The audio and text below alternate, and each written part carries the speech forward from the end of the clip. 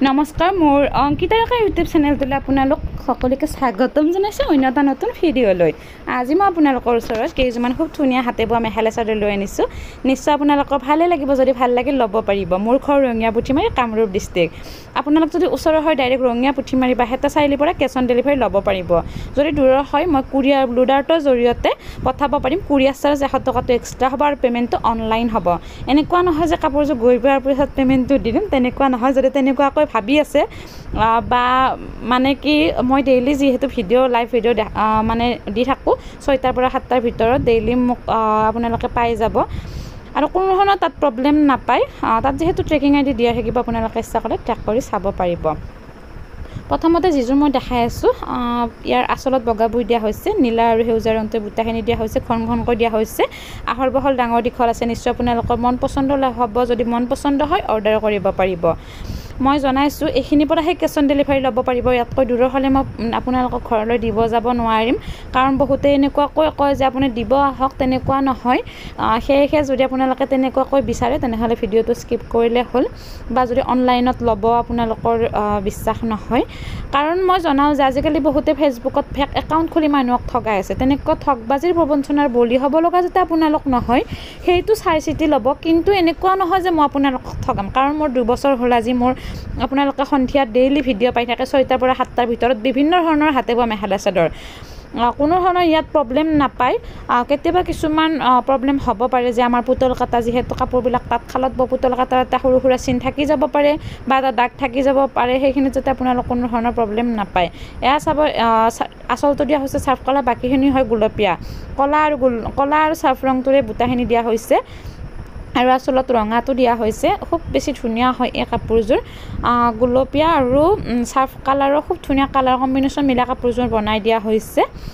এতিয়ালৈ যদি আপোনালোকে মোৰ চেনেলটো ছাবস্ক্ৰাইব কৰা নাই, প্লিজ চেনেলটো ছাবস্ক্ৰাইব কৰি থ'ব। কাষতে থকা ঘণ্টিটো বজাই থ'ব, যাতে মই মই দিয়া ভিডিঅ'ৰ ন'টিফিকেশ্যনবোৰ আপোনালোকে পোনপ্ৰথমে পায়। কিয়নো কেতিয়াবা মই অফাৰ প্ৰাইজত মেখেলা চাদৰবোৰ লৈ আনো আপোনালোকৰ মাজলৈ। অফাৰ প্ৰাইজত পাবৰ বাবে আপোনালোকে চেনেলটো এতিয়াই ছাবস্ক্ৰাইব কৰি থ'ব। খুব ধুনীয়া ধুনীয়া মেখেলা চাদৰবোৰৰ কালেকশ্যনবোৰ পাই থাকিবৰ বাবে আপোনালোকে পলম নকৰি এতিয়া মোৰ চেনেলটো ছাবস্ক্ৰাইব কৰি থ'ব।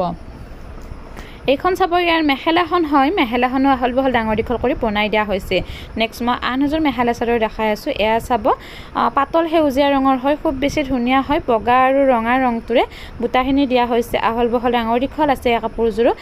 মোৰ কাপোৰবিলাক আহল বহল ডাঙৰ দীঘল থাকে। কেতিয়াবা কিছুমান প্ৰব্লেমৰ কাৰণে অলপমান ছুটি হয়, সেইটো মই ভিডিঅ'ৰ যোগেদি জনাই দিওঁ। আৰু আচলত বৈ দিয়া হৈছে কলা ৰংটো, খুব ধুনীয়া এটা কালাৰ হয়।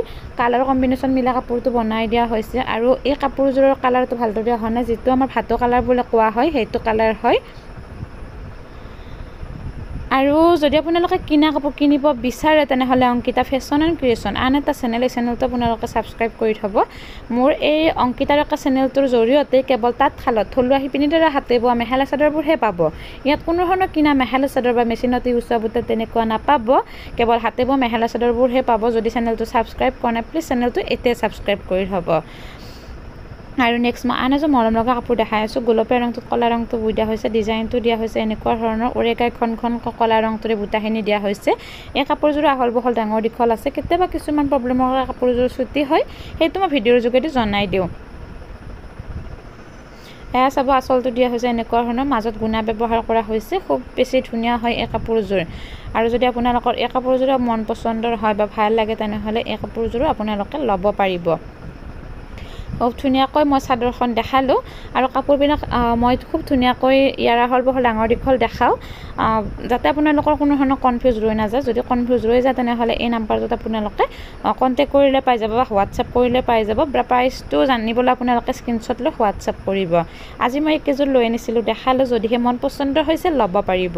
আজিলৈ ইমানে, ধন্যবাদ।